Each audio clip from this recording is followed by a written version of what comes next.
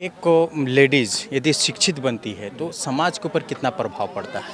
ज़ाहिर है कि समाज के अंदर जो अच्छे इन्वायरमेंट होते हैं और समाज का जो खूबसूरत और अनमोल माहौल होता है, उसको अनमोल माहौल देने के लिए औरतों का पढ़ा लिखाना होना ज़रूरी है। जी। मर्द पढ़ता है तो अपने फ़र्द को सुधारता है और औरतें जब पढ़ती हैं तो वो अपने ख़ानदान, फैमिली और नस्लों को सुधारती हैं। तो अल्हम्दुलिल्लाह वो काम हुआ है। आज के डेट में जो फैशन है, बहुत सारी महिलाएं लोग जो है बिना निकाब के बाहर निकले, तो ऐसे महिलाओं के लिए क्या मैसेज रहेगा? मैं किसी पे कुछ नहीं कह सकता, लेकिन इतना कहूँगा कि पर्दा एक बहुत ही अहम ज़रूरी है। पर्दे के अंदर वो एक बच्चियाँ रहकर अपने को बहुत सेफ महसूस करती हैं और उनकी एक शनाख्त भी होती है। जो चीज़ कवर हुई होती है वो चीज़ें नायाब होती हैं, अनमोल होती है। जैसे मिसाल के तौर पे आप देख ले, समंदर में जो सीप होता है, जी।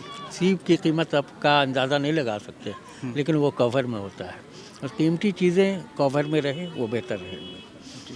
आज जो इस तरह बेचैनियाँ है, बेकरारी है हर तरफ, उसकी वजह ये है कि लोग बरहना और साथ ही साथ वो पर्दे का एहतमाम नहीं, इसलिए इस तरह क्राइम हो रहे हैं।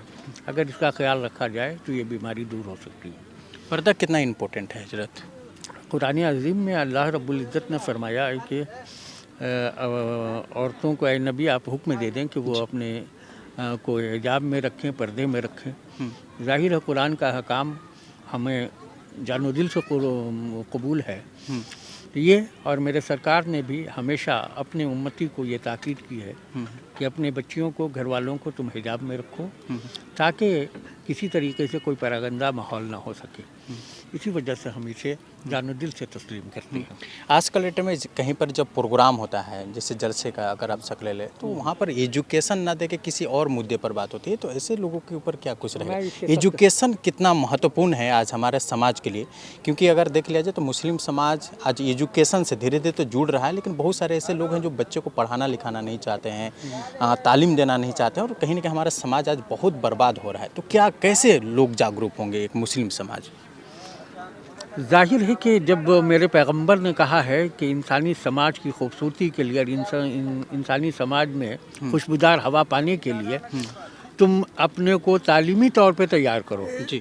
जब तुम्हारे अंदर तालीम पैदा हो जाएगी तो ज़िंदगी के हर नशे व फराज से वाकिफ़ हो जाओगे और तुम्हारा माहौल एक अच्छा माहौल बन जाएगा और तुम जान सकोगे कि ज़िंदा रहना है तो किस टाइप से रहना है और हमारे माहौल को बनाना है, समाज को बनाना है तो उसके तरीक़ाकार क्या होंगे। जी। ये सब तो तालीम ही से हासिल होता है। अगर तालीम ही से हम अंधे होंगे तो जाहिर है कि समाज में हम कुछ नहीं कर सकते और एक जानवर की ज़िंदगी हो सकती है। लिहाजा ये ज़रूरी है, इसीलिए हमारे इस्लाम और मज़हब ने तो इस तालीम पे सबसे ज़्यादा जोर डाला है। लेकिन तालीम से दूर होते जा रहे हैं हम लोग, दूरी उस पर फोकस हम लोग नहीं कर पाए, इसका रीज़न क्या हो सकता है?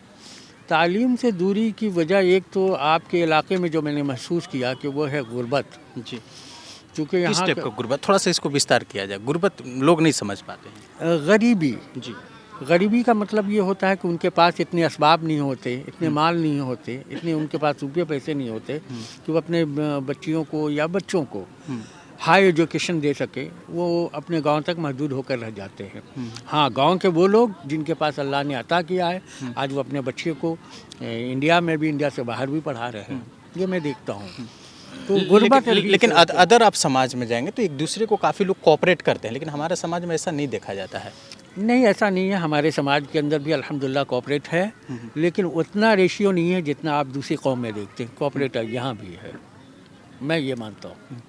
जी बिल्कुल, आज का डेट में जो है एजुकेशन बहुत बड़ी मुद्दा रह चुका है, और कहीं ना कहीं देख लिया जाए तो एक मुस्लिम समाज एजुकेशन से धीरे धीरे अभी का माहौल में जो है तेज़ी तो आई है, लेकिन लोग जो हैं शिक्षा से वंचित है। अगर शिक्षा हम लोग का बीच आ जाए, शिक्षा अगर आ जाए